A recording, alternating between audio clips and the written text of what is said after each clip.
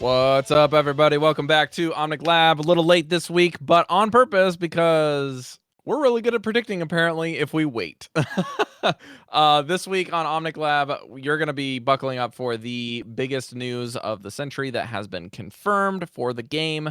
I'm your host, Rob May, coming in from a very late Friday evening in Japan on the 19th of July. And also on the flip-flop in the AM of the 19th of July, we have all the way in Georgia, the sickest of Georgia peaches. We have Andres Gomez patching in from a fresh new cold. What's up, dude? Hey, doing good. Yeah, woke up a little bit under the weather, but I'm not letting this stop me from talking about this awesome news that we just got. I actually spent the entire night yesterday playing on the PTR. I think in part that's the reason why I woke up a little bit sick. But it was totally worth it. I enjoyed it thoroughly. We got a ton of new insight feedback on the new role, the new roles locked, and the new ranked mode. It's super awesome. I didn't think I was gonna enjoy it this much. I was looking forward to it, but honestly, it was better than I even thought it was gonna be. So I can't wait to talk about it.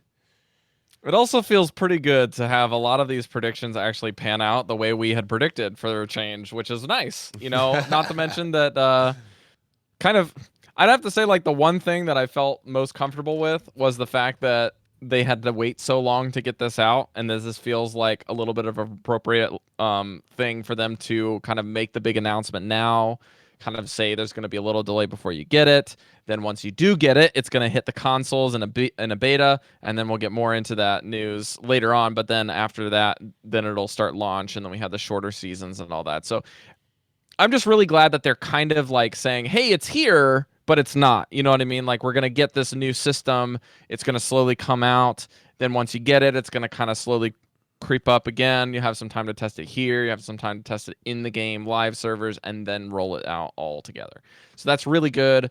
Feels like it's kind of nice breadth there for covering your bases, as it were. But let's jump into a couple quick announcements before we hit the topic hard, because we're already jumping into it. Super antsy to talk about this news because we don't get it very often. But the first thing on the docket is game night is July 26th, the last Friday of every month. This month is July, so it's on the 26th. That's a Friday night if you're in NA, and if you're not, the time zone typically means it's about 7 to 8 p.m. Eastern Standard Time right now is when it's going to be about the start time. Some people show up a little early, some a little later.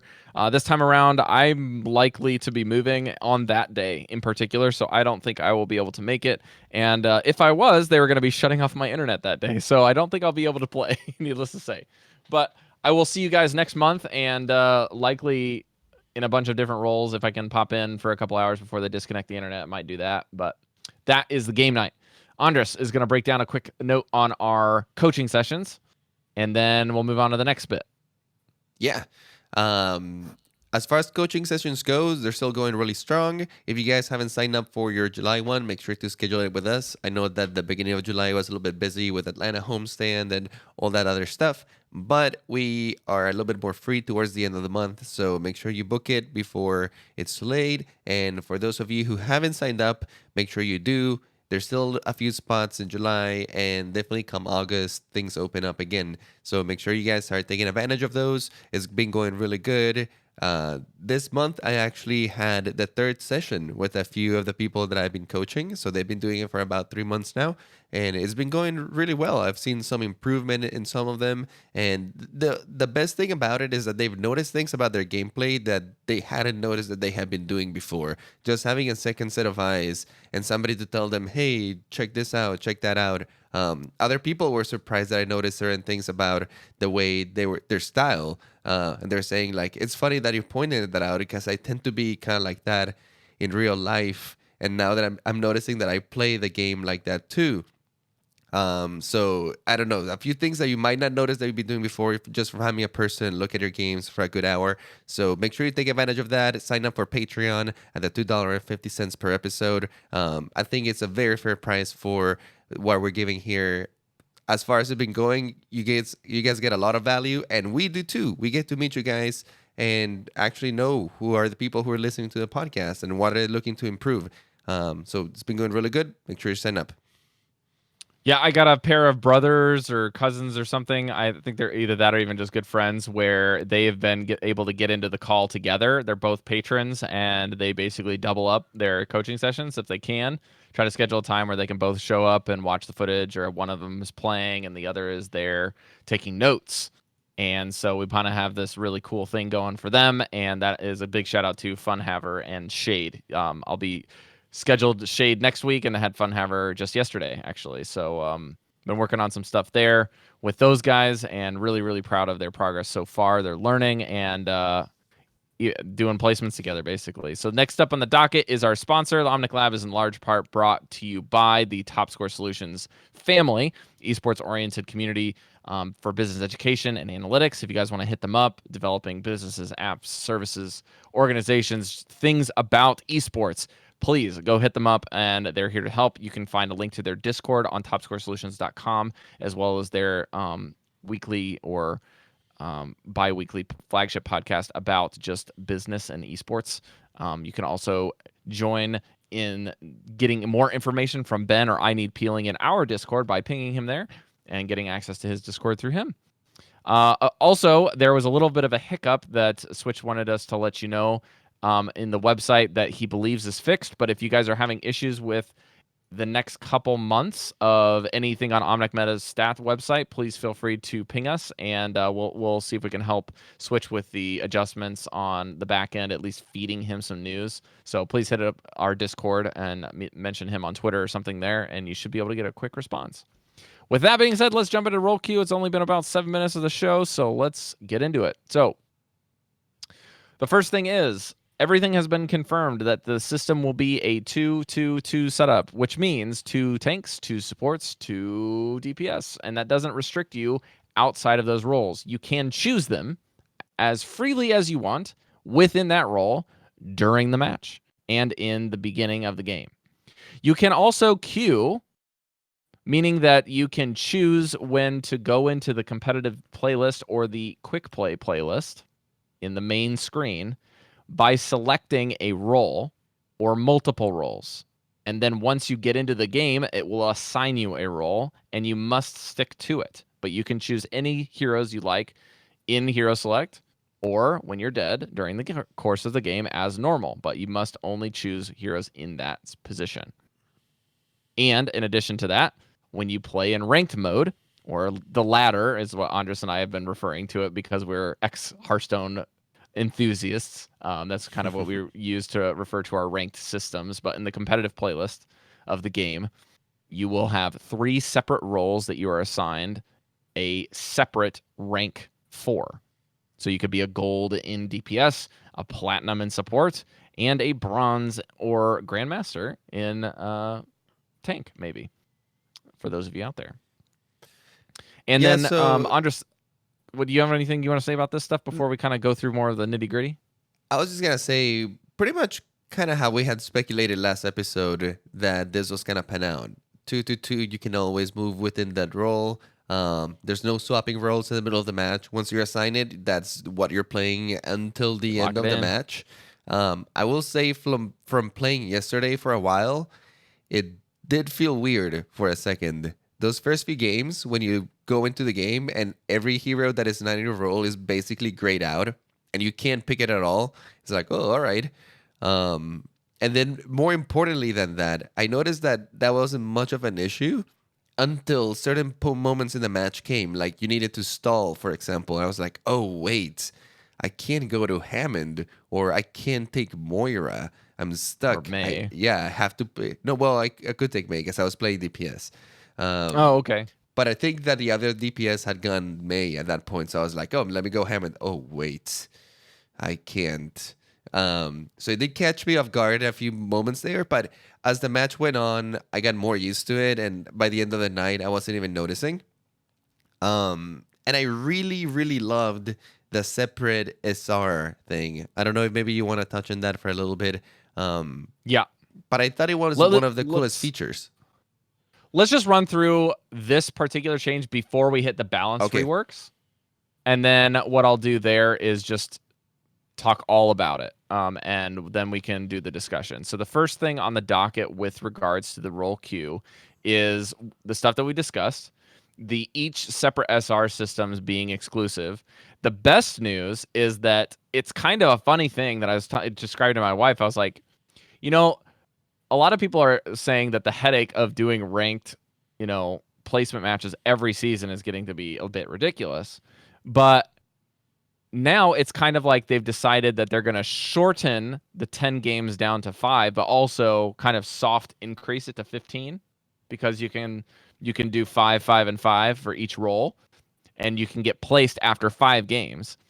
In addition to that, not only are you getting placed after 5 games, but they're going to actually institute a kind of an average SR that they're going to assign you. It doesn't really mean anything outside of bragging rights, I think. And I also have heard through the grapevine that if you want to progress past like masters into GM and try to hit that top 500 rank for that X like less than 1% of the player base, that average SR for all 3 roles actually has a separate top 500 ranking system. And in addition to that, they have destroyed Decay. Decay no longer exists. Oh, thank God. Decay was, I think, my number one enemy in the ladder. Andres, I'm probably going to be talking a lot this episode. Do you just want to explain to those people that have never achieved Diamond and above what Decay is in Overwatch? Yeah, Decay is the most evil thing that Blizzard has invented to keep you playing in their game. No, I'm just kidding. It feeds my addiction, damn it. I think it's after 7 days of not playing a single ranked game, you slowly start losing rank points. I think that most people that play the rank ladder are pretty used to Decay, or at least that people have reached above Diamond, because it keeps you playing. You have to be playing in order to keep your rank at least 1 match per day, right? You can play a total of 5 matches, I think, and that'll extend your for a 7-day period timer for another 7-day period. But if you haven't, you at least have to play 1 match per day, and that'll give you an extra day before you start decaying again. And if you don't, you lose 50 rank a day. Yeah.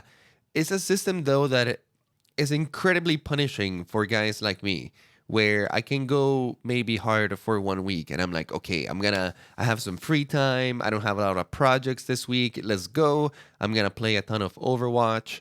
But then the next week, maybe I get super busy and I can't touch the game for the entire week, or I go to BlizzCon, or there's like happens to me a lot. Atlanta homestand games, and I'm like, well, I'm now gonna play Overwatch this week definitely, or at least not competitive. And then boom, all your progress gets wiped. Is one of the reasons why I haven't been able to get back to Masters in the past few seasons, because I just can't put in time. I'll get to like 3,400 in Diamond, and then you lose 300 rank because you can't show up for a week. And it's like, all right, well, that's another week of grinding right there. Let's go. Yeah, I pretty much, after I hit Diamond and I was like, oh, I got pretty close to breaking the 3,300 barrier. It's like I can get up to that same spot over and over and over and over again, but because Decay keeps resetting me, it's just like it's a fruitless battle that I'm combating against the system. So, all in all, the Decay leaving is kind of a blessing and a curse, because what it means is that the highest likelihood of what they call smurfing problems in games usually happens when a Decay system exists in a mid to upper level of the ladder. Because even though, Diamond Plus is effectively 8 to 10% of total player base, when you have like 40 million players, that's still a lot.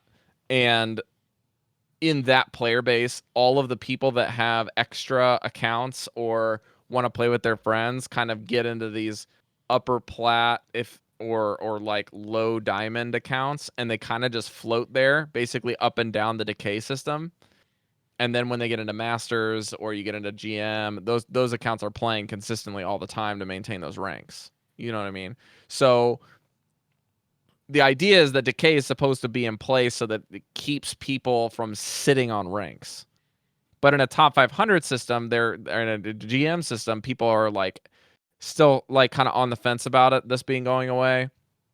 It's not something that you really need to really worry about. It's something that a lot of the upper level player base is going to be talking about, but just keep that in mind. It doesn't really affect us as much as it is a good thing, more so for us than it is a bad thing. because Yeah, now you're but gonna have less like upper level players just like playing on low accounts in Diamond the thing and with in Decay Masters. is that it was introducing a ton of like side effects that were not intended, right? Like, yeah, Exactly. you want to keep people honest. You don't want to just set the rank, and then like stop Hmm. playing. But the thing is, that was still happening. For example, a lot of people who didn't want to experience Decay would sometimes not do their placements for the entire season until like the The last end. week or day, and then they do Yep. their placements. They get placed around the rank that they were already, and then they don't decay. And that was all that was happening that season on certain accounts. Um, Hmm. and not only that, but it would be punishing to certain players. And I think that one of the problems that the system was trying to solve, keeping the ranks honest, and people that don't belong in the rank because they haven't played in a while get dropped down. I think that is better to let the community solve that on their own, right? If like a player doesn't belong in a rank, it will be easy to tell. The people in that rank The will rank just ladder outplay fixes him. itself by playing. Exactly. Yeah, he'll Yeah. lose rank because he's not And then playing in at the that top level. 500 system, it doesn't really matter anymore if they decay because then they can just get higher rank. So in top 500, you know how they had the system where it kind of traditionally wouldn't get much higher than like 46, 4800. Now we might get like way higher than that just because the ranks don't go away, you know? I don't. Maybe people get Is it higher. is the K not happening in top 500 either? I feel I like don't they believe might. so. I feel like they might leave it in the highest echelon, but just get rid of it for everyone else. I'm not exactly sure in this one actually. That's what a lot of the people were saying, or not a lot of people. The couple tweets that I saw, we'll put it in an accurate context here. I saw a couple tweets from top 500 players complaining that it wasn't. So All right. for what it's worth, maybe it's not. But again, this is just hearsay for now. Alrighty. Well, that being said, though, I really want to talk about the separate SRs because I think that is one of the coolest things that this new system is bringing Yeah. to us. By the way, shout out to Random Hero 1024. Thanks for the Twitch Prime. But back to the rank system.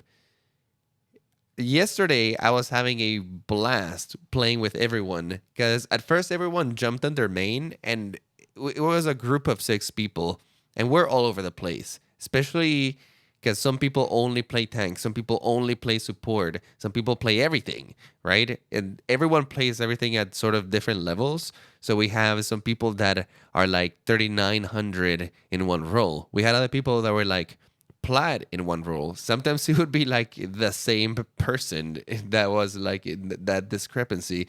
So when we first joined, the system wouldn't let us queue into any role. Actually, when we're all on our mains, the only role that I could queue in was tank. And I was like so confused. I was like, wait, why can I only queue on tank? And it turned out that tank was the only role that matched DSR so that everyone could play together.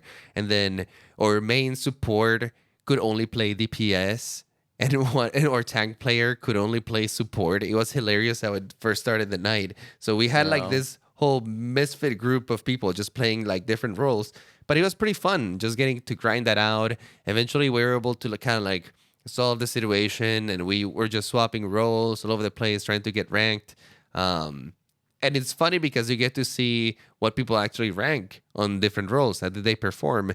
Granted, 5 games is still a small pool of games, and I don't know how they've been keeping track. If they've been keeping track for a while, they said that they've been doing it for 3 months or something, tracking your individual role performance. So I don't know if that already is informing him the decision of where to place you. But overall, it felt like it was pretty accurate where he was ranking people. Some people got ranked a little bit lower in the role that they normally play in, and got ranked super high in a role they haven't played in a while. So I don't know. I thought it was super interesting. I haven't finished placing in all my roles. I just finished tank. I feel I got placed at 3,300. So I'm not too disappointed with that one, especially because I don't normally play tanks a lot, especially in that group of friends. But I'm really curious where I'm gonna end up in DPS and support. I'm just scared my DPS is gonna be Yeah. my lower. I'm like, no, that's supposed to be I'm my role. I'm quite excited because I haven't really played a whole lot recently just because of the changes, and like the decay has kind of not really motivated me to go play, but as a support player, and then like moving into DPS as being one of the big keys for allowing me into Diamond, you know what I mean? Is like Mm-hmm. kind of curious. It's like maybe I should have been on DPS the whole time. And then on the last side, it's like I'm just like rubbing my hands together, ready to go solo queue in the tank mains and be like, are you guys ready? Because it's 1900 incoming, you know, like my tanks are coming. I'm gonna be playing in silver for a long time, you know. But it's kind of fun because it'll give you, I think, for players that gravitate towards just the one ranking system, it's going to give players a really unique approach to playing the game with a lot of in-game knowledge and understanding of how things need to be operating in a team format while playing in a higher and lower SR bracket where people may not know that type of thing.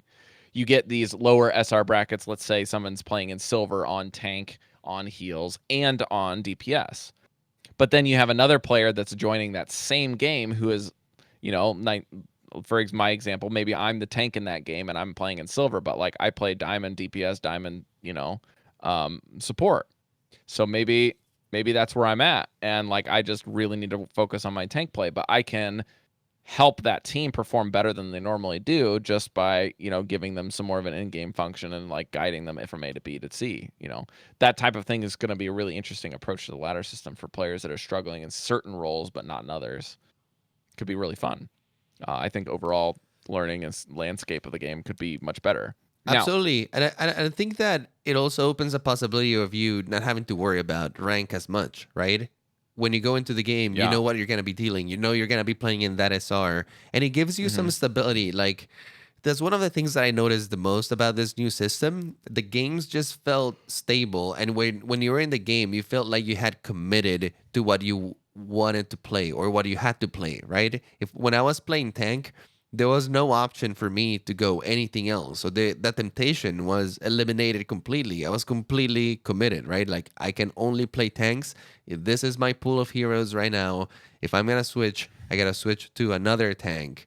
So what is the best tanking option for me right now? And I think that that definitely brought a whole new level of stability to the games. And even during the matches, because what the enemy team had to bring was exactly the same as you. Not exactly the same heroes, but you know it was two tanks, two healers, and two DPS. And that narrowed down the possibilities so much. So I don't know. I feel like all the games in general felt pretty consistent. We still had a good mixture of like Bunker and Ryan Zarya. We didn't play a lot of dive, and didn't see a lot of dive. But again, it's the PTR, so it's a smaller pool of people, and it was only a night, so it's really hard to tell Hmm. any meta And it's the things from first this. day. It's the first day, yeah, exactly. So everyone's trying out like what everyone's been talking about, right? Like Uh-huh. Bunker and Ryan Zarya. But yeah, the games just felt really stable, and in general, it feels good to on your own account be able to sort of have like several accounts, right? Where maybe your DPS you're playing at diamond and you're feeling Sure. really good. Then you go into tanks and you're like, oh man, my tank is like a little closer to like gold or plat. But then there's no concerns. When you queue on your tank, you're gonna be in gold and plat, and then you get to play at your own pace and learn at your own And improve at pace. your own pace. Exactly. You're not no longer feel like you're oh man, I'm playing Reinhardt in Diamond because I don't have my mechanics down and everyone's playing at a faster pace already and basically leaving behind my Reinhardt play. Yeah. That's no longer the Now, there's case. something that's really cool here that is a UI change for this as well. Not only can you queue for multiple ones and then they get assigned one, but when you queue, they're going to have this tiny little blip underneath your queues and your checkboxes of which you want to queue for or get ready for your game in. And they have a greater than or less than sign next to a minute number. So they're going to say, like, for example, in the blog post that's going to be in the show notes here, the tank is going to have less than 10 minutes queue time. Damage says more than 10 minutes queue time, and support says less than 5 minutes queue time with a green bar next to it because you've selected it. And then on top of that, if there is one of the three roles or multiples of the three roles where the people currently playing the game are less by a significant margin in that category, they have a little blip on there that says earn a loot box by doing this. So you can get more loot boxes by playing games in roles that are needed and supporting your team by playing a support that's needed, in that ladder system at that moment. Or maybe you're in Masters, Grandmasters, and there's like 0 tanks, and you can get like a less than a 1-minute queue because no one's playing a tank at that rank and you're that good. Boom, you can get in. But push comes to shove, you're probably not going to get this for damage. But there's like there's also something that I wanted to highlight with this real quick, Andres, before I toss it back to you is, do you know the competitive points you get at the end of the season, right? Yes. So each role that you complete your placement games in, you can earn competitive points separately for each one of them at the end of the season. So, for example, if you place with more, you get more points? Yeah, so basically Jeff said something like you could potentially get more than you get currently by placing on all of your accounts in separate SRs so basically they're adding even more incentives to get players to play in multiple roles over the course of a season. They're getting people to play the ones that are needed by giving you shorter queue times and loot boxes possibly as an option. And then by having you complete all of them, you're getting separate competitive points so you can get your golden guns or whatever other incentives they end up rolling out long term. And I think it's cool having the separate SRs. It just gives you a more comprehensive look of where you are as a player in general, just for yourself. Just be like, oh, actually, I'm way better at tank than I thought I was, and I'm definitely not performing as good in this role I thought as I was. And also, I think it's pretty cool to compare with your other friends. Like see where they at, because and the average SR is good smack talk, man. That's good stuff. No, but it's not only that, smack talk. But you can see where people have put in their efforts. I feel like you'll see like certain accounts where like one role is at like masters, crushing, and then maybe like there are 2 roles that are like platinum. Then you'll see some other accounts where all of their roles are maybe at like diamond. You know what I mean? Maybe you'll see some accounts where it's a little shaky here and there, but you get to see like where the effort has been put and where the true strengths lie in the sense of role wise, right? Like you can't tell everything just from those numbers, obviously, but it's a more comprehensive look at accounts, and I think it's a good way to look at your account and also to compare where you're forming a team, like who's really good at what, right? Not just like, hey, I can play this role, but you can actually see like, oh no, he can definitely play that role, or like, oh well, we're going with a budget Zenyatta this time, it's okay.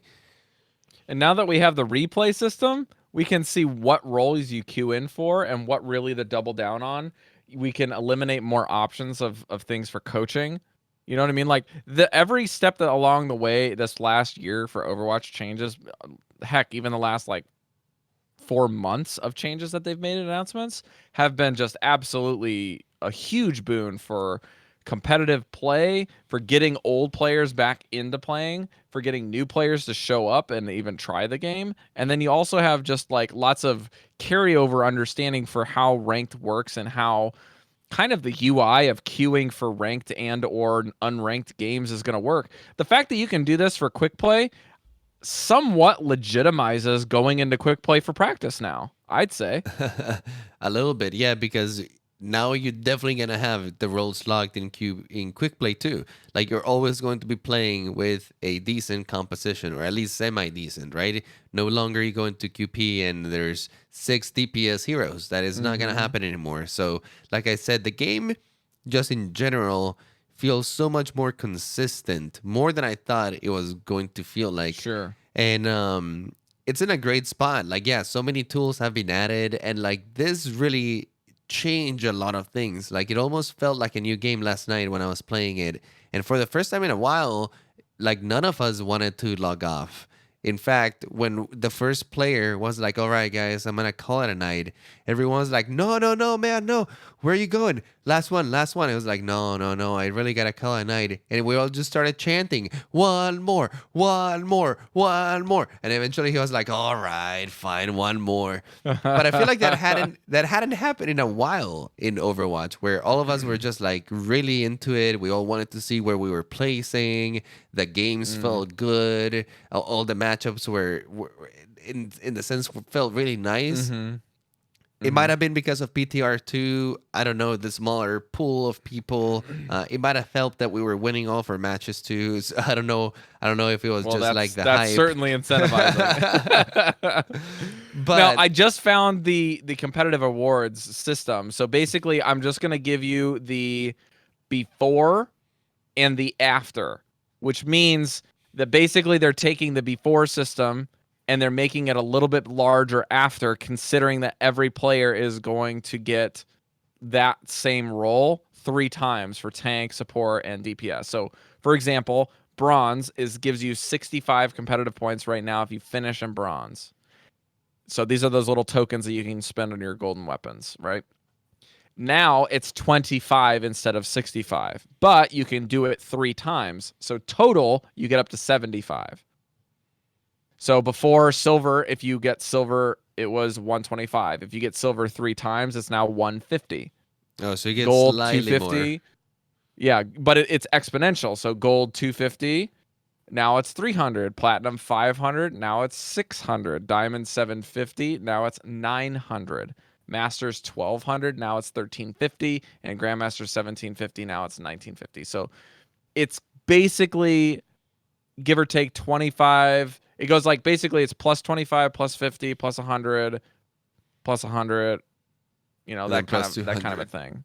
Yeah. Yeah, so it's basically like 50 more or less on average, because it's kind of assuming that a lot of players are going to be like, I'm this ranked and then this ranked and then this ranked. Maybe you're like diamond, plat, gold in that order for like to use It myself as might an still example. average to about like the same that you're getting. Yeah, exactly. Unless you're really good or equally good at all of your roles and you get them all to the same point. And then there's more rules about how this is going to come to Overwatch League. Of course, that's something that you and Mel and Bobby are going to be talking about for sure. But the big important thing is the dates. Okay, if you don't have them, you can find them in the blog post, but I'm just going to say them anyways. The Q roll lock is coming after the current season. If you check your current season of ranked play right now, you will see the end date or how many days left are in the season. If you didn't know, this reason that a lot of people were projecting this roll lock being a thing is especially when this current season went to launch and they started showing the days left, it was way less than it normally was. And that's why people thought it was for sure going to happen, because this current season is going to be much shorter. And then as soon as the season's over, it's going to immediately roll into the new roll lock system as a beta on August 13th. Okay, so basically until the end of July, and then the first 12 days of August is the last time you can play your 3-3 Brigitte full goats comps. Okay, you can get your fill because it's going away. And then on top of that, your 5 DPS or 6 DPS comps if you want to run those too. Because August 13th, everything's going to change. And then until September 1st, so from August 13th till the end of the month, you can play the beta. You can do all your placements. You can earn competitive points. You can do all that jazz and join the leaderboards and all that. But the beta will officially end and season 17 will start on the 1st of September. I will say, now that I've played the PTR and this new mode, even the thought about going to regular ranked just seems like going back to like Why? a lawless land, like the Wild West, like a town without rules, savages. Bunch of McCrees. So with this roll lock, that means that basically the next PTR, aka the one that's out now, until then is going to be this patch and potentially more, because Andres has got some notes on the potential hero leak of Hero 31 Sigma.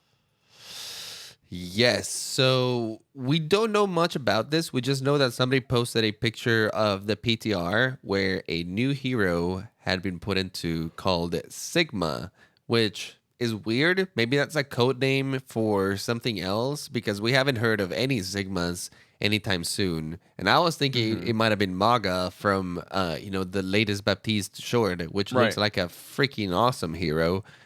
Maybe it's a code name for him. The picture looks kind of badass. It could look a little bit like Maga, honestly, just from like the icon. You guys, I'm pretty sure you guys can look it up online, or we'll have it linked in the show notes as well if you want to click on that. Um, but yeah, we just don't know much about it, but it's made it to the PTR, and we know that a new hero is coming out soon. So something tells me that it's very likely that we'll get the hero in the upcoming weeks. Yeah, probably revealed maybe before August. I don't think they want to reveal it too late because they are going to reveal a third hero this year later, usually around BlizzCon. So they Hmm. usually don't want to put those two together too soon. I don't know, but it's so many changes Yeah. lately that who knows? Now, in addition to the changes and the dates that we gave just a minute ago, there's a partial reasoning for these is actually because what's happening is they're giving the PTR as per usual to PC only. So once the beta comes into play, this is the first time PlayStation 4 and Xbox users can give it a try in the first place. So this beta is going to basically be for the entire general public, try to work out all the kinks. Potentially, maybe our new hero is going to be introduced in the mix. There's probably some more balance changes for them to get out of the system in the beta as well, and then roll it into live, and then saying this is our first shot at the best thing that we can roll out with this new change.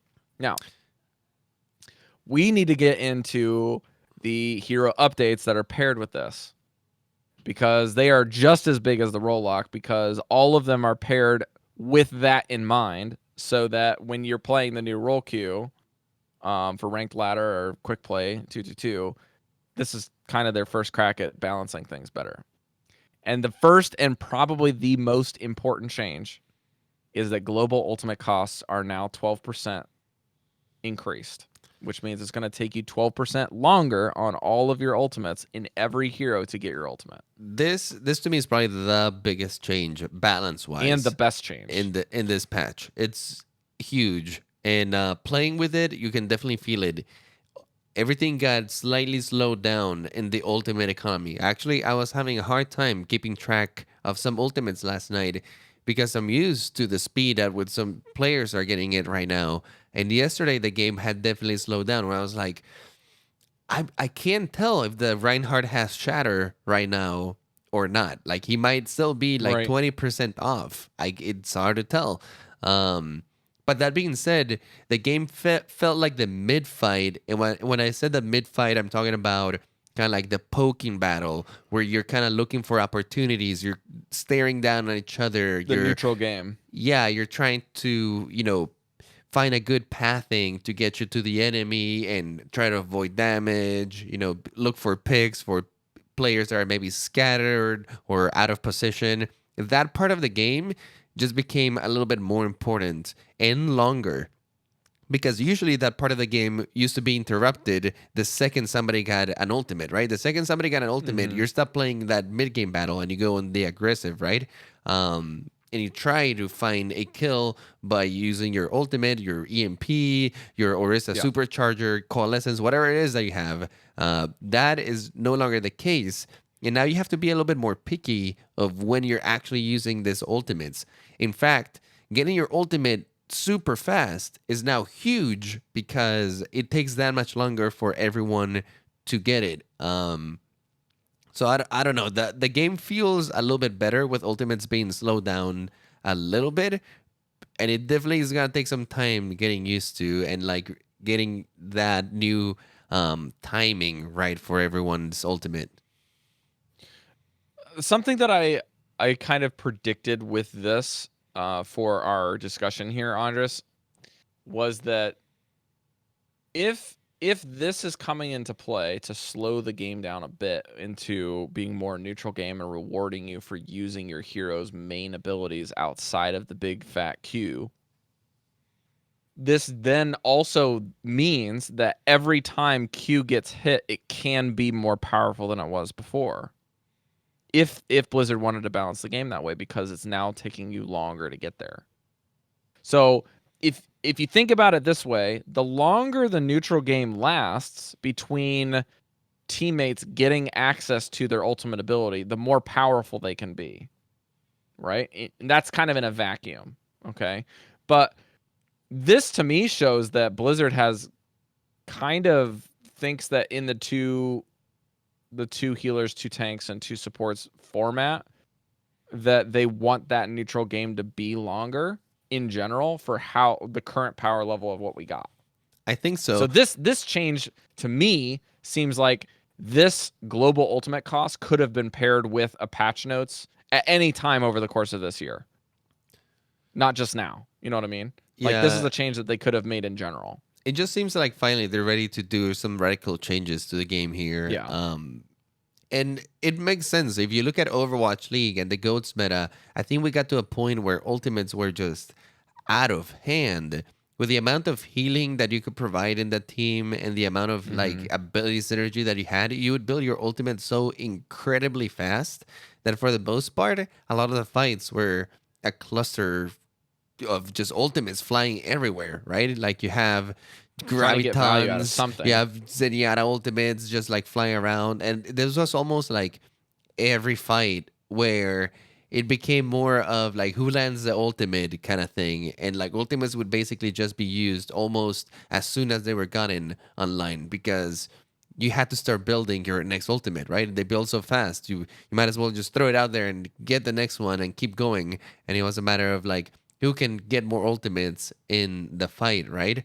And I like that the way that they're doing it this way now, because then the heroes that have those huge ultimates that are like fight winning, you can't rely on those that much anymore, right? You're gonna have to rely on raw mechanics, on movement and positioning a little bit more than you rely on just those big boom, buttons, hit Q and win kind of thing.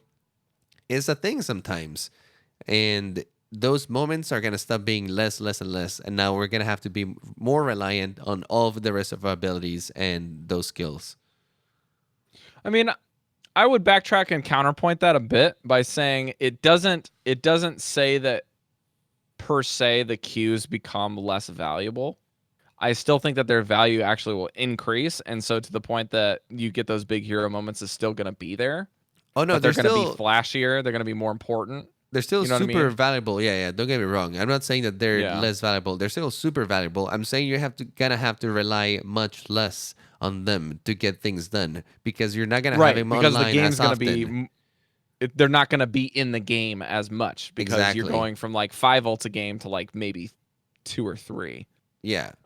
Even though it does say 10%, you have to keep in mind that people aren't really optimizing it below, the level that you're going to be seeing in Overwatch League. People aren't building their ults that fast in general. But I want to read this just verbatim from the patch notes because this sounds super confusing, even just reading it. So I'm going to read it slowly, the best I can with some good intonation to kind of get it in your head. I think it's and then also because there's 2 explain it. paragraphs jumbled in there together. Yeah, they worded it really weirdly. So let me just explain the developer comment first, because I feel like that's more contextualized. It's easier to understand. And then I'm going to read the patch change. Okay, so here we go.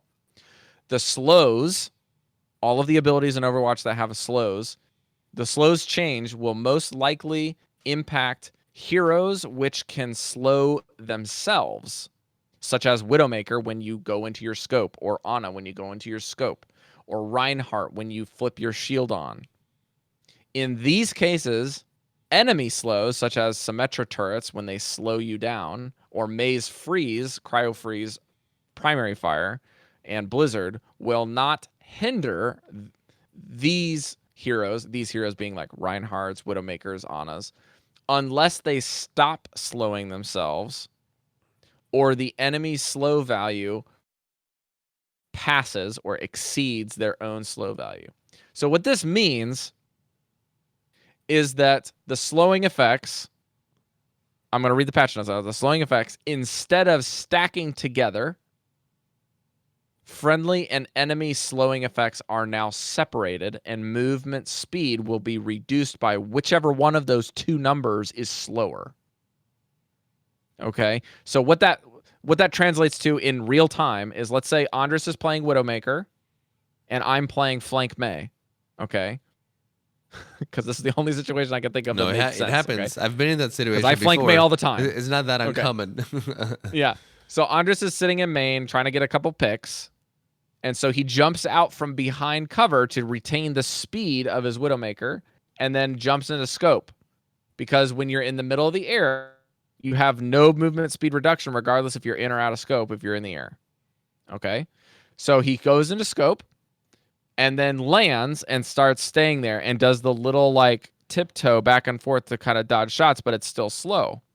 May starts slowing her and starts taking the damage from the slow. But until that slow effect is actually making Widowmaker's movements slower than she would be otherwise in scope, you won't feel any perceivable change in how slow you're moving on the map. Same thing with Reinhardt. If you're first starting to freeze Reinhardt, he'll take the damage, but he will not go below the threshold of his current speed until May's cryo freeze gets faster or ramps up past his slow that he's currently at. So basically, long story short, the heroes that have something that makes them slower are going to have a little bit more of a replay or a kind of a escape kind of mentality here, where Yeah, they can kind of this is combat the slow heroes a bit this is an more. interesting change. But as it is right now, I guess the slows stack. So if you're a Reinhardt and you're holding your shield and May's freezing you, you're not only slowed down because of your shield, the May starts slowing you down already Further. further, already from like the speed that you're at. Now with the change, like Rob explained, you won't start slowing down until the May's slow is actually more powerful Hits the than same. Yeah. than what you actually would be slowed down by just holding your shield. So yeah, It's super hard to explain, but you'll feel a little bit of a difference when you're it's a little playing bit it. of You'll feel more like mobile. convenience, for example, for Widowmakers. Like if a Mei flanks me like that for a second, I'll try to like AD strafe her and try to get a headshot on her before I, Yeah. try to hook away. But Mm-hmm. when I'm doing that, it's super dangerous because if she's slowing me down, then I'm mega slowed, right? And it's Oh easy. yeah. It's really easy for her to hit me at that point. So, Yep. um, Yep. so I don't know. Yeah, Oh, quality of here's life another change. one. Here's another one. Let me hit you with it. Fix a bug change which allows full damage not being dealt by abilities that rapidly gain or lose targets, such as fast tracking with Zarya and Symmetra's beam fires. So basically, the long story on this one, to make it really simple, is that if you're using a beam weapon, if you're playing Zarya, you're playing Symmetra, and you're tracking somebody, their damage ramps up for Symmetra, and your damage goes up higher on the particle beam cannon when you're playing Zarya if your charge level is higher. So basically what that means is that if you're damaging something, it's a really big bug fix because the beam weapons are not doing enough damage when you're tracking them. The ticks on each of the little individual like damage points aren't accurately like being taken away from your enemies, if that makes sense. So Zarya and Symmetra are actually going to feel a little bit stronger now, and this is something they said is a big bug fix to the point that they didn't adjust any numbers because they're not sure about how drastic the impact's going to hit when everyone starts playing with this. So keep in mind you're going to want to try these two heroes because they could be a little bit stronger out of the gate here. Mm-hmm. All right, Andres, why don't you take Ashe because this one's really cool.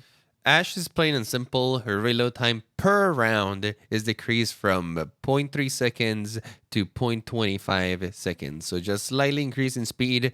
They've said that the long reload time for Ashe is still intended because that gun is so powerful that you want to have some sort of drawback to it.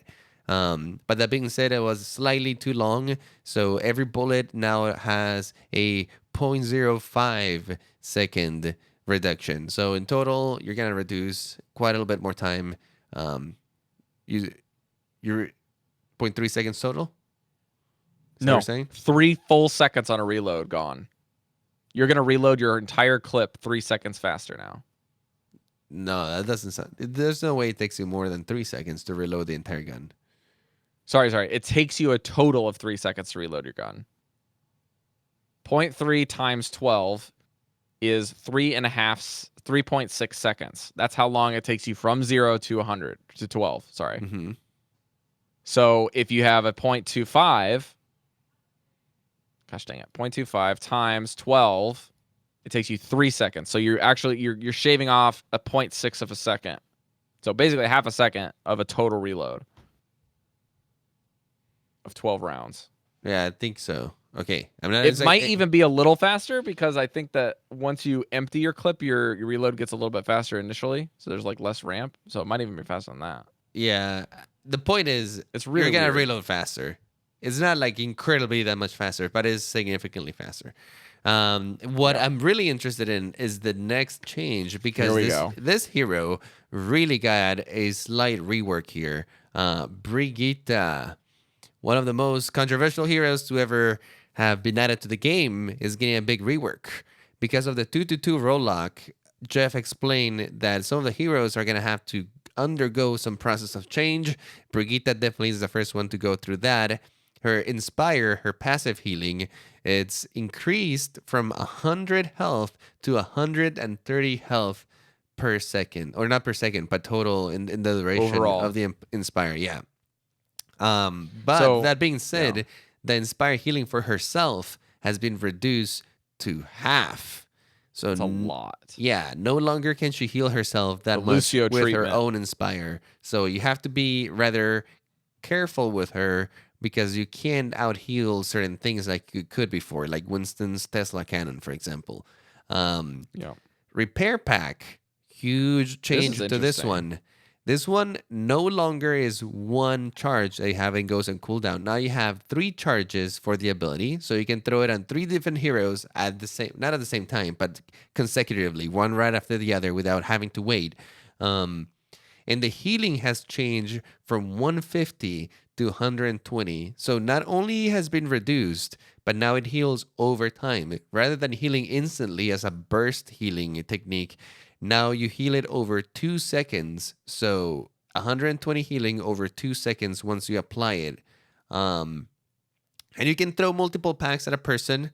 The duration will be extended by 2 seconds. The heal won't be dealt any faster to the person, but you can heal him basically for a longer amount of time. So if your tank is taking a lot of damage, you can throw three armor packs at him, which means he'll heal for a total of 360 health over 6 seconds.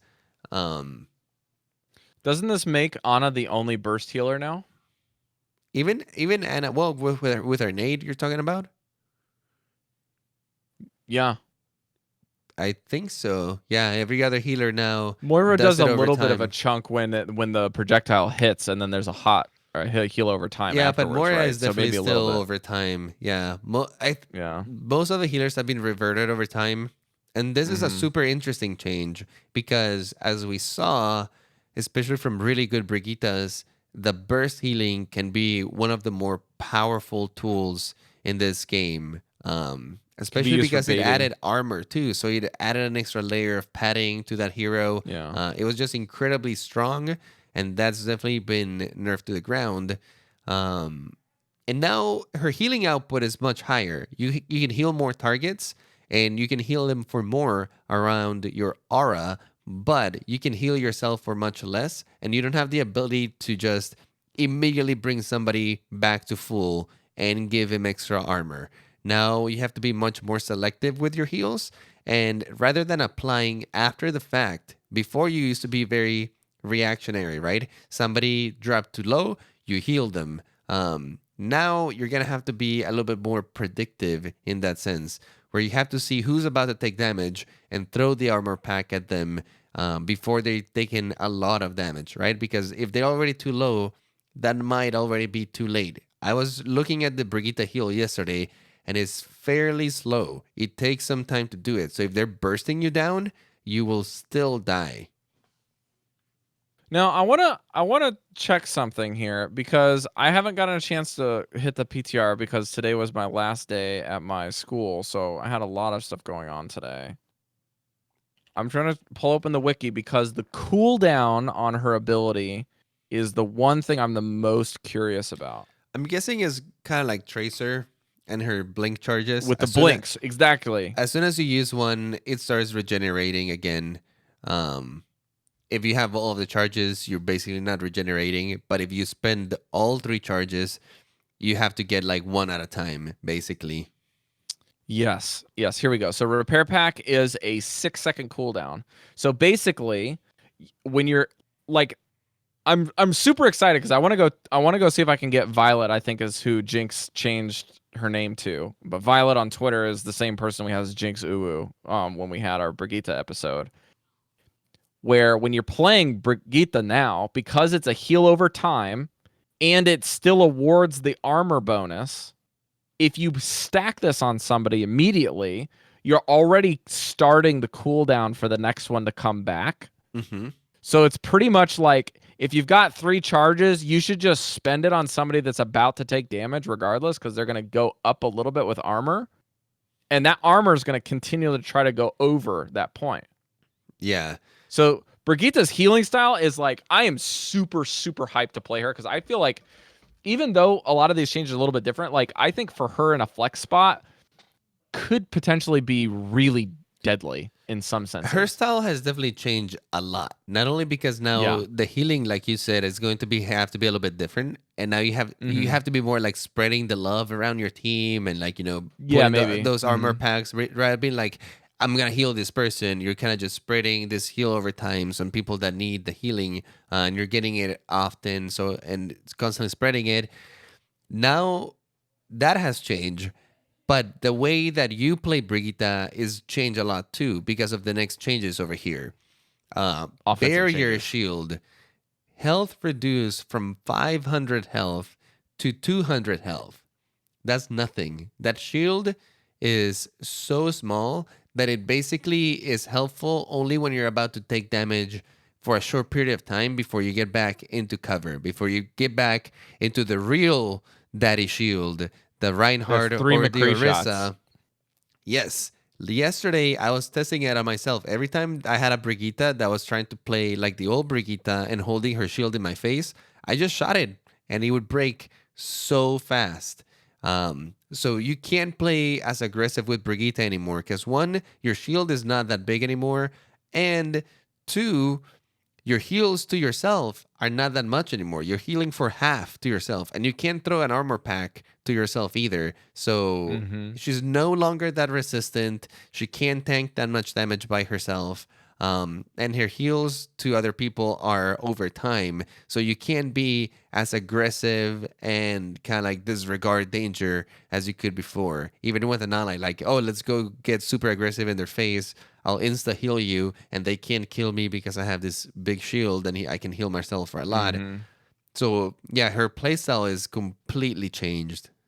Now let me talk about the whip shot here because this is something I'm excited about. The outgoing velocity goes from 60 to 80. To give you a little bit of context, this is 8 values slower than a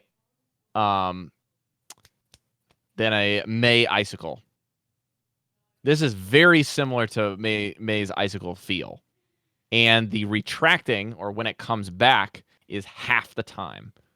So instead of a 0.6 seconds, it's 0.3. So this whip shot feels awesome now. Yeah, that whip shot is got even more whip to it now. Which is going to give you a little bit more spacing technique. So if you think about this in tandem, right? Because a lot of the players are going to basically be doing the thing where you're hitting somebody with your primary, you're shield bashing them for the stun, you're hitting them with your primary again, and then when the stun is up, you whip shot them. So that whole combo altogether is going to go faster. The damage is unchanged, thankfully. But altogether, all of that combo potential is still there, and it's going to happen in a much faster time frame because the stun is also shorter.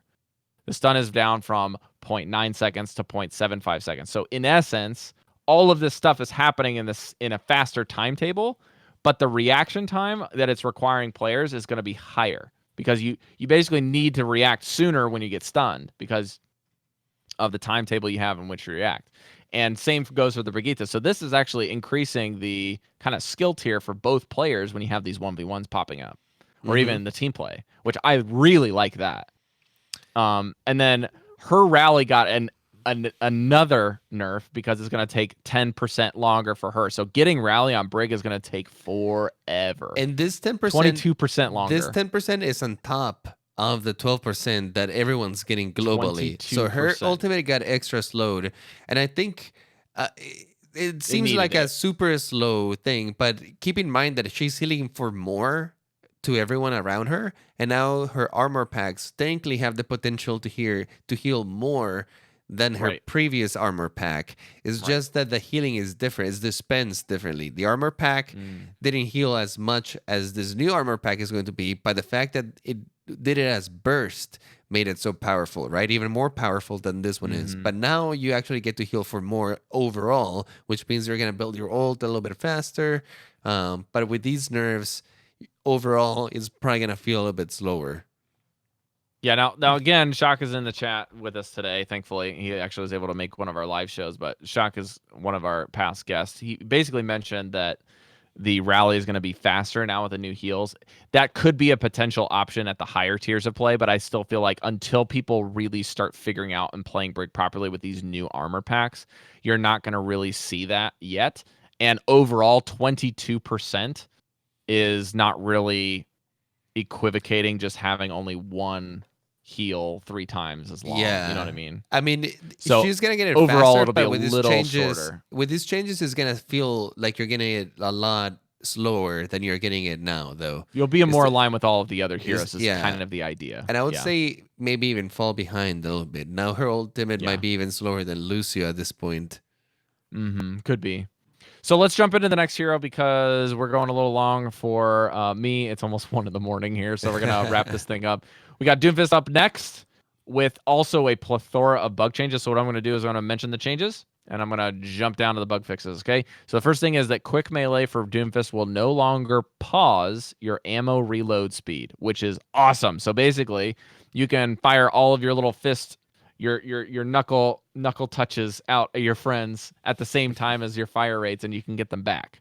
So it's really sweet. You can basically go pum pum pum pum pum and then melee in between I actually when didn't they're even coming know. back. I actually didn't know that melee would stop regenerating your stuff, but I don't play a lot of Doomfist. So I'm sure Yeah. like guys that take full advantage of him, like Chipsa and stuff, love this change. So let me jump down to the bug fixes here because these are great. Basically, anytime they do more bug fixes for Doomfist, it makes them that much more viable. Unless the bug fixes are kind of like there's these other big key ones in place. But here we go. Improve Doomfist ability to get through doorways while using Rocket Punch and also clipping the corner. So basically, you can clip corners more effectively with Doomfist and not get stopped on the corner of a door. So basically, you have more flexibility for your punches to actually hit stuff when you're close to the door frames. Rocket Punch also is now consistently destroying translocators by Sombra and not become stopped by the translocators, similar to the Symmetra turrets. So if you punch a translocator, it's not going to just stop you like you punched a hero. Targets hit by the Rocket Punch will also go directly backwards instead of maintaining any side-to-side movement that they currently had. This is a massive bug change that happened with players that were getting CC'd at the same time Doomfist was punching them. Anytime that you went at an angle direction with your rocket boosters with a Pharah, and anytime that a hero was basically on their trajectory falling from when you uppercut them and they just added a horizontal motion, sometimes it would just glitch out and your punches into the wall would just not register. And this worked. The biggest offender was Lucio's, of course. Oh, right? of course. Yeah, that's pretty big. It gives more control to the Doomfists. Yeah, the Doomfisters are going to be very, very, very, very happy about this one. Now, there's actually a couple more here. So, targets that are stun immune but not knockback immune, like Zarya's particle barriers and Enduring Transcendence, are no longer able to affect the knockback trajectory. So that means that if they're stun immune and not knockback immune, then they are no longer able to affect knockback trajectory. This is like one of the most complex ones to me, and something that I think we're just gonna have to figure out. Andres, do you have anything on this one to kind of provide some additional context? I was kind of confused on this one. I think it's kind of like the idea that when you have the shield and he punches you, you can still kind of like go from side to side. You know how like you jump with Winston, Yeah. you can still move from side to side, and it's almost like you're floaty in the air, right? You can alter your momentum once you leave the ground, but normally when Hmm. you get hit by Doomfist, you can't move from side to side at all, right? And you shouldn't be able to. So even if you have the bubble, now when he knocks you back, that's the way I understand this change. When he knocks you back, you're gonna go in the trajectory that you're supposed to go, and you're not gonna be able to alter that trajectory with your movement keys while you're getting knocked back. Does it make sense? Okay, I think I follow you now because the particle is supposed to not make you knockback immune. It's supposed to make you stun immune, right? Yeah, yeah, but you can still get booped. You just won't take any damage and you won't get stunned. But yeah, you're still supposed to be able So to it's get knocked basically back. enabling you still to get punched and moved around the map with the CC, but not taking damage. Yeah, basically. And you not being able to Okay. respond to that knockback with your own movement Okay. keys. That makes sense. Fix a bug where Doomfist used Meteor Strike while crouched, he would slowly move for the entirety of the ultimate. That's a big bug. Fix a bug where Doomfist would move backwards slightly during move backwards slightly slower during Meteor Strike. That was a weird bug that I actually encountered a couple times when I was playing a deathmatch. Where it's like if I just use Meteor Strike in kind of an odd angle on the ground, I would like slowly back up so that even though I'm in the center of the center part of the Meteor Strike, I was like on the back part of it, which is really really really weird. All right, let's jump back up. There's not much more to say other than these are pretty much just all positive, good things for Doomfist right now, and we could still see some more to get him his viability back up. Let's talk about the Hanzo change because this one's easy. Wait. Storm. Okay, sure. Let's talk about that one. We're just gonna go in order so I don't lose our place. Okay. Storm arrows, ammo reduced from 6 to 5. The overall damage output from storm arrows was too high, and so we're reducing the maximum number of shots. Check. Done. I don't Hanzo's think anybody. still super powerful, I don't and think he's one of anybody my favorite is gonna heroes. argue this change. Yeah, even like top Yeah. Hanzos are probably like, yeah, He's that still sounds good. fair. It's like, okay, one more shot. Damn. All right. Moira. Andres, you got the floor. This is probably the only change out of all of these that I don't like. Like all of these changes are so nice, and then we have this change over here. Moira Fade can now be used while stunned. So basically, if you're flashbanged, if you're shattered, if you are Brigitte stunned, basically anywhere. I don't think that they're Except for now Hack. that. Okay, Hack is the only ability that you can't fade out of, but you can still fade while she's hacking you before she does it. You can fade out of Doomfist punches. That being said, this just seems like a silly ability at this point. It's like, why? Like the whole point of fade is having a tool that allows you to hopefully, dodge all this stuff already. I feel like if they landed on you, it should be more of a aha, I got you moment kind of thing. Like if they shatter you, you shouldn't be able to just be like, oh, never mind, you got a shatter on me. I was out of position. Let me just go and heal back.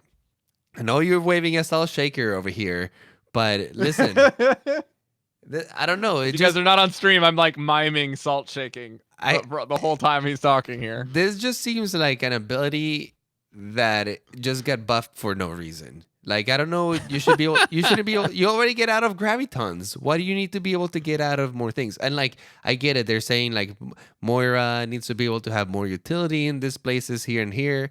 And compared to other healers, Moira tends to be a weak healer, not because her heals are bad, but mostly because she doesn't bring anything else as outside of the heals. She can heal for a ton, and her coalescence is scary in close quarters or narrow pathways. But that being said, she doesn't bring an Ana grenade or a sleep dart. She doesn't bring a Baptiste immortality field. Mm-hmm. She doesn't bring a transcendence that can just basically save your entire team from like crazy stuff, right? And coalescence to a certain extent can do it, but I don't know. Okay. I'm going to be Shock's voice of reason because he's going to explode in chat right now if I don't say what we talked about today.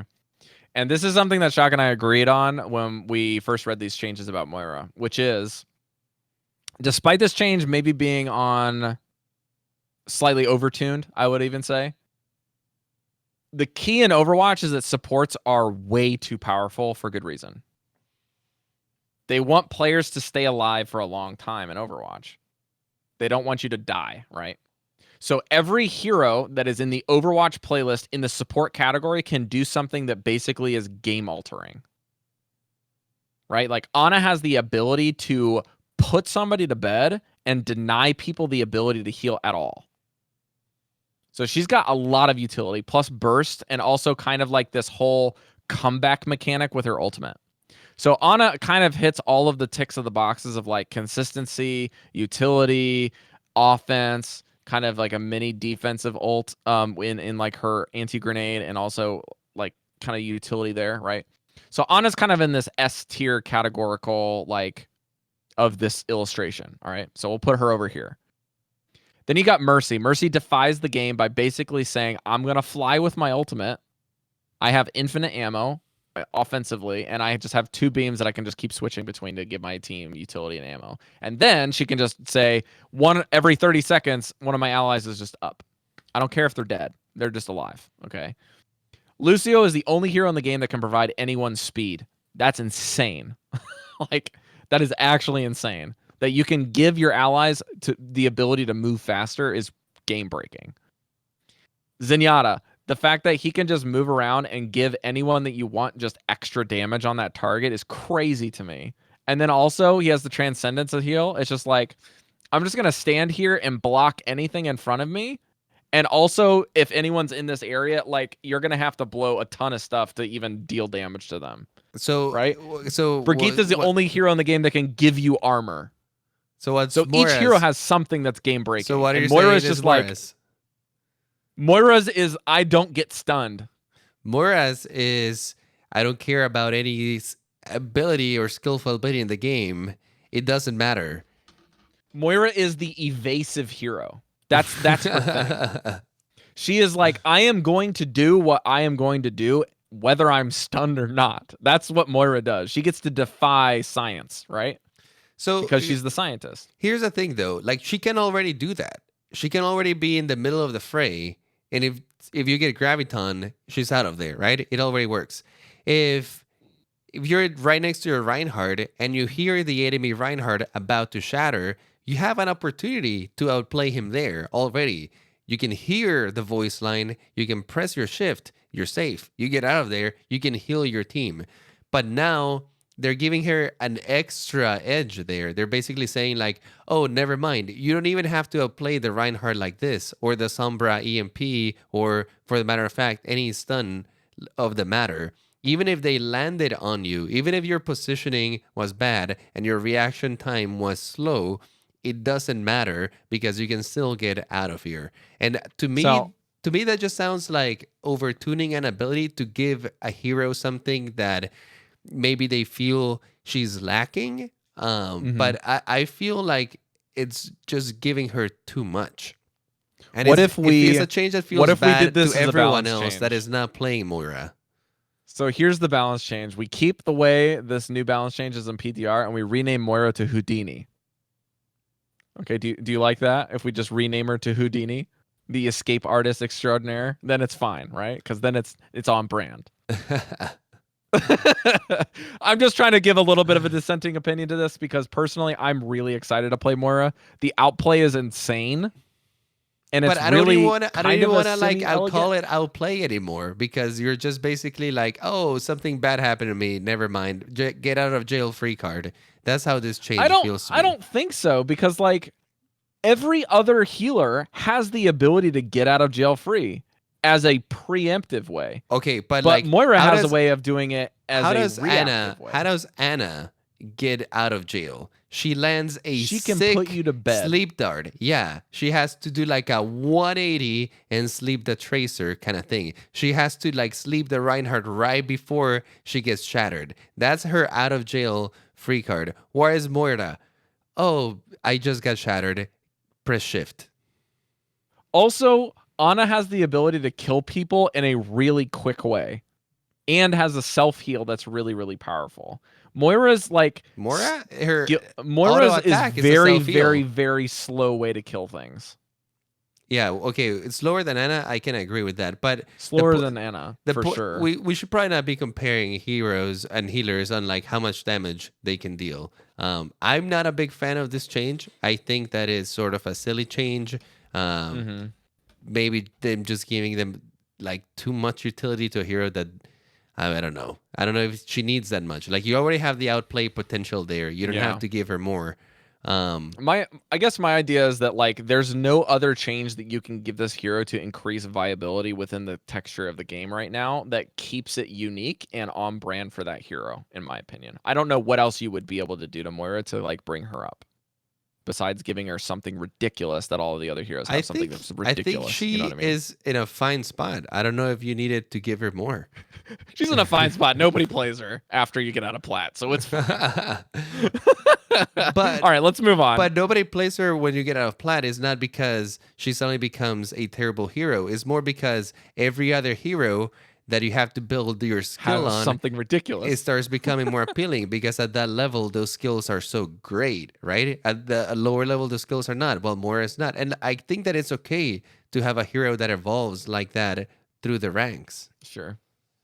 I think you're partially right. I just really think that now Moira is going to be picked a lot, and I'm gonna. She's gonna get This is picked more. this is Yeah.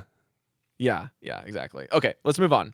Orisa, protective barrier cooldown increase from 8 seconds to 9 seconds. Thank goodness there's actually downtime between barriers breaking and her being vulnerable at lower tiers of play. This is a absolute huge change that was absolutely needed going into 2-2 Rollock, where people are going to be playing Hog Rissa in the mid tiers of play and not getting punished because people aren't shooting the barriers.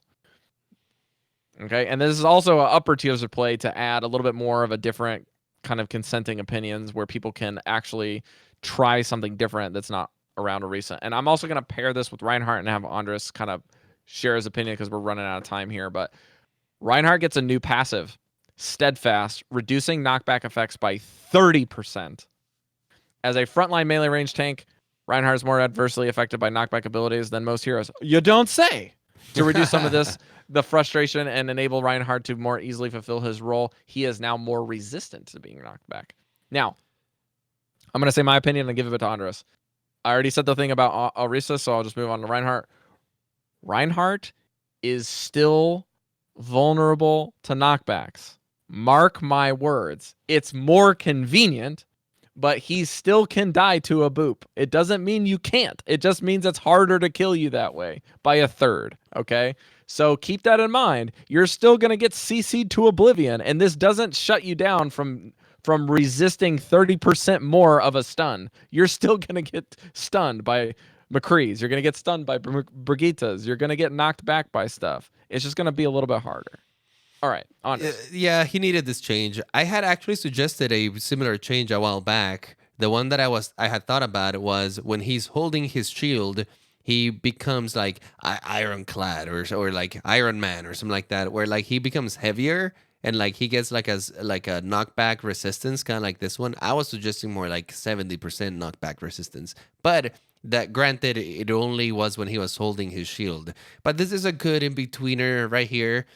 Just overall, he's gonna feel like a heavier hero, and he needs it, right? Going into a meta that is dominated by heroes like Orisa, Reinhardt is super reliant on being able to close that gap and go past her shield, so he can actually start swinging and causing that chaos.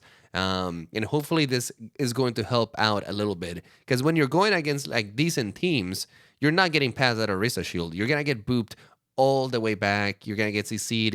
They're gonna keep that Orisa safe behind her bunker. So for this hero is very much needed. He's gonna become like a less desirable boop target. Not that he's not gonna get booped, but just in general, I think like boopers are gonna feel like he's just a heavier dude, right? Like he doesn't move as much. It's going to be playing Reinhardt not feel like you want to shoot your brains out like it was before, where you're just like stunned and booped again and stunned again and booped again and stunned again. It's like at least the times when I'm getting booped, I'm moving less, you know? That's the thing you have to look out for. But in a world where McCree's 6-shooter or Peacekeeper is just going off like freaking machine gun, I don't really see this being too too mechanically helpful until Roadhogs and McCree, or Roadhogs, McCree's, and Orissa's Oh My kind of peace out. But Sombra hack reduction on the hack duration is down to 5 seconds, down from 6. In a game like Overwatch, where the game is super fast, 1 second is a long time to get back. It's a long time, folks. In team fights that last less than 10 seconds, you might only get 2 targets like that you can hack, and if they are kind of moving back and disengaging while they're getting hacked, they can re-engage 1 second sooner. So this is a great change, because this hack duration affects EMP as well, even though it's not listed under EMP. This one seems like a small tune down to Sombra, just because right now she is looking really good. She's a great hero. With the change of meta, we'll see kind of where it goes. Normally she really shines, especially when you can play her with another 2 DPS heroes, or in the case of Sombra Goats, when you could play it with like the 2 other tanks and 3 supports. So we'll see how she fits in the 2-2. She's still insanely good, and her abilities are still insanely good. So I don't think that... Yeah, the principles don't change about how she's getting value, right? Right, but now you have to be a little bit more picky with who you're bringing next to Sombra, right? Because before you could bring her in that Hammond triple DPS, because your other DPS were putting so much like firepower pressure, right? So you could get away with getting like the Sombra full time. And same with the Goats. You had so much resistance with your team that you could also get away with just getting the Sombra just to farm EMP and win you the Goats battle right there. Now, things have changed a little bit, so your priorities are gonna be different. The way they're gonna play Sombra is probably a little bit different. And this change. Keep in mind the cooldown's unchanged. It's still 8 seconds, so you have 3 more seconds of downtime when you hack a target instead of 2.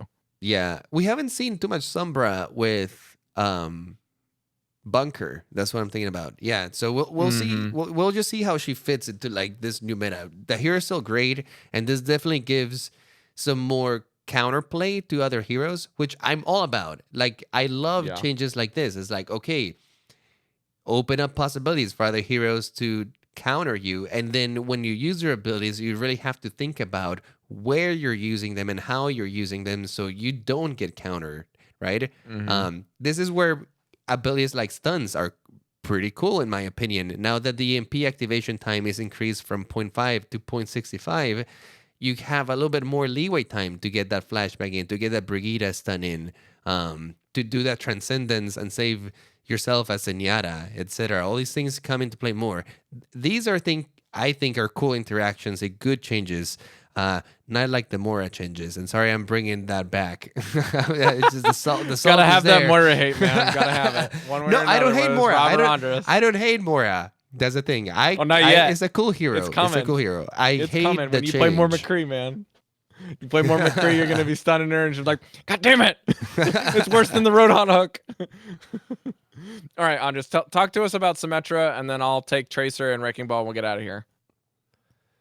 Alrighty, Symmetra is getting a little bit of a change too. Her teleporter now lasts forever, which I think is pretty cool. Forever. Because normally people use it to kind of like get into the point or get behind people. Sometimes you use it to get high ground. But now that it lasts forever, you can actually make it into like a pathway that your team can take. Like you can put it behind like cover or behind a staircase that your Orisa can use to constantly get high ground. For example, I'm thinking about maps like Anubis. I'm thinking about like Numbani.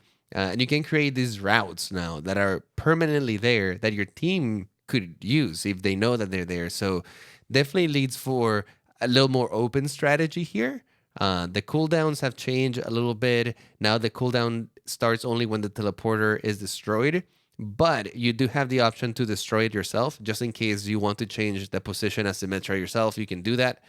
The maximum range that you can place it has been increased by 5 meters. It was before it was 25 meters. Now it's 30. So you can place it a little bit farther. And if it's placed more than 40 meters away, which I don't exactly know how this would happen. Maybe Volsky Industries on moving platforms. Oh, gotcha. So if for some reason it's more than 40 meters away, it'll break, basically.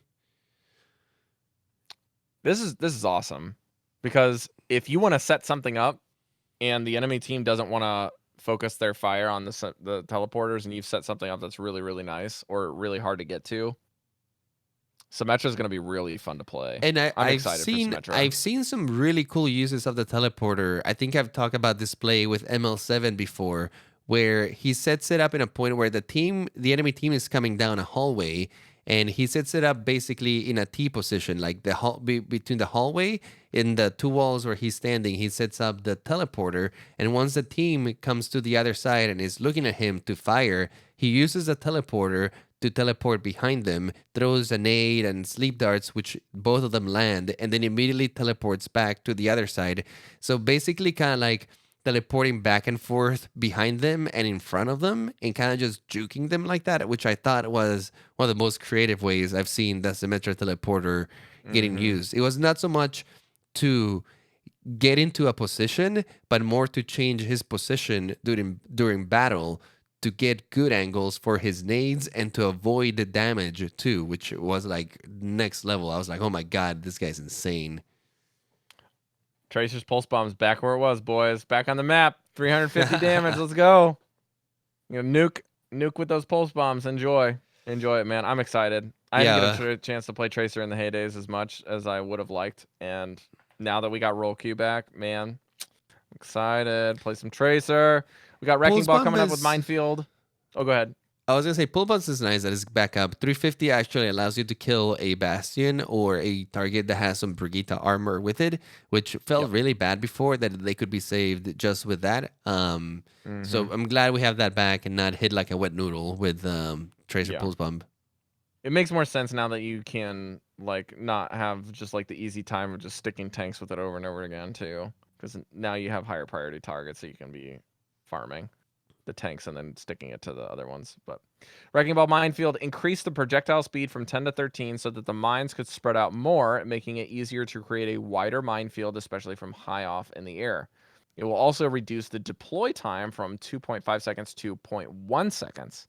So the deploy of the mines is basically going to touch the ground and then instantly be readied, as compared to basically a quarter of a second for them to kind of pop up where they were and then they start detonating.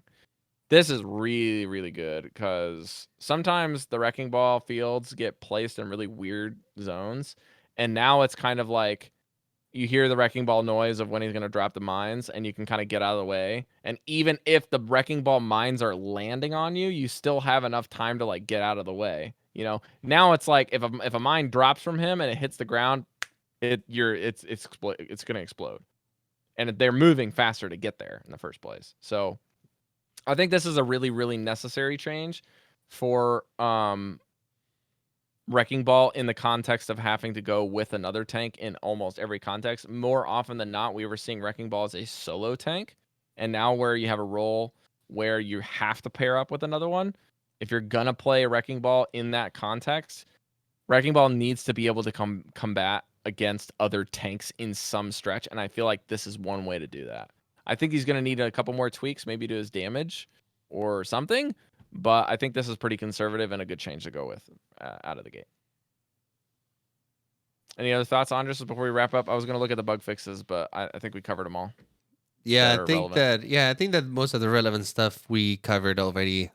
Huge patch. I mean, so many changes. It almost feels like a new game when I was playing on the PTR. And like I said, the combination of roll queue plus all of these balance changes, specifically the ultimate slowed regeneration time, are huge. I was having a ton of fun playing Overwatch yesterday, and actually I can't wait to play some more today in the six stack and just on my own accounts. The only problem that I have now is that I don't really feel like playing on the live servers. Now I only want to play PTR.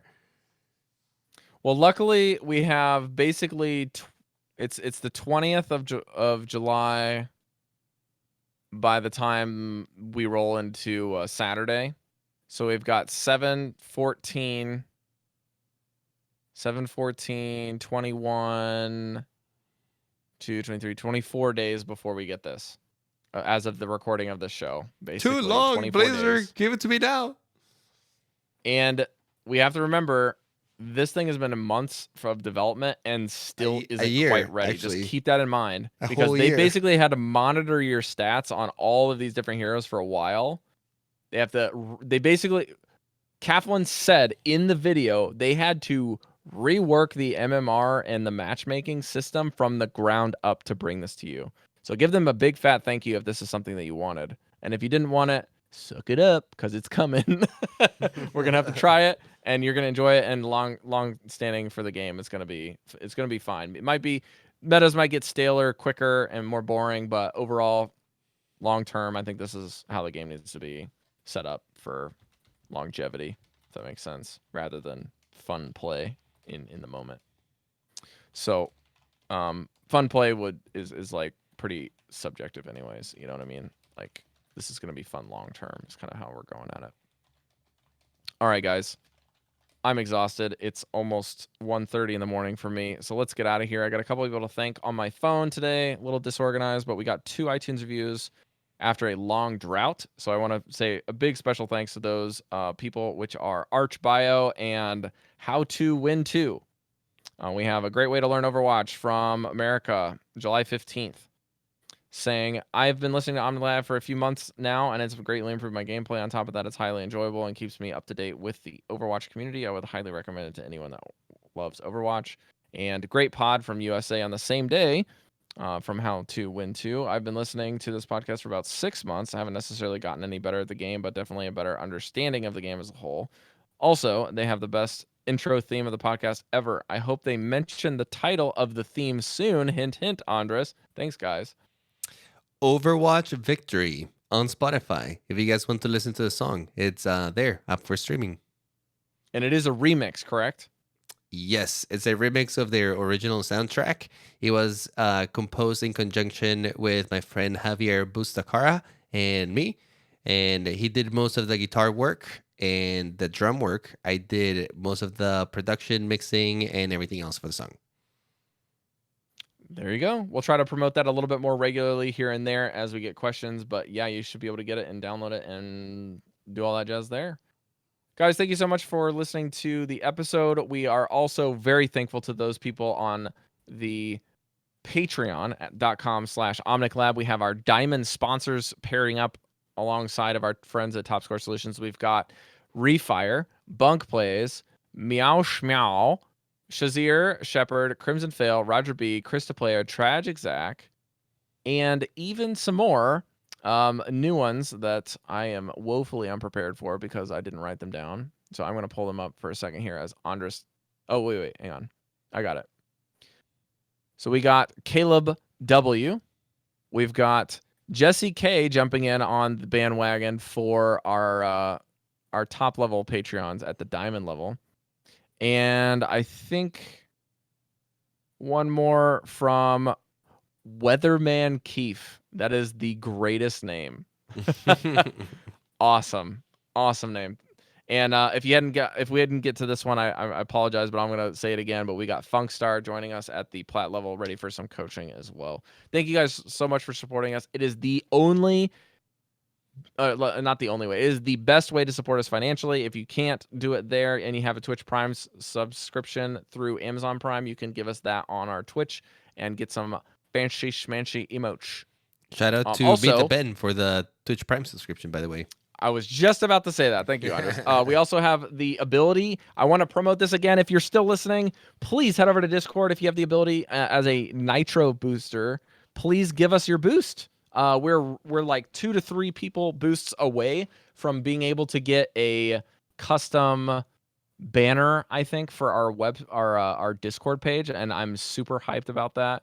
It looks like level 2 will get us the ability to also add better server upload limit for images and videos, and audio quality will increase, as well as getting more emojis. And we are still taking emoji requests because we have so many now that we don't know what to do with them all. So we'll take your requests as needed, and you can badger your artist friends or make us some yourself if you'd like, and we'll take a look at them. That's going to do it for episode 158 of the new rank system. You can find this anywhere and everywhere. Go to the website, omniclab.com. You can find all of our links there, and our Discord link is discord.me/omniclab. You can find Andres on Twitter with the tag I Play Games. You spell that IPLAI Games. And you can find me on Twitter with the tag NotRob, as well as Twitch on the tag NotRobMay. If you guys want to talk D&D, I'm always willing to do that as well. And there's some new stuff with Hearthstone, and my good friends, I'm going to shout them out over at Velen's Chosen Podcast. They're going to be talking all about that stuff. My buddy Grant and my lady friend Eve in Canada. You guys can go listen to them. Please check it out if you like Hearthstone. We'll see you guys next week. And remember not to be a lab rat, be a scientist. We'll see you guys next week.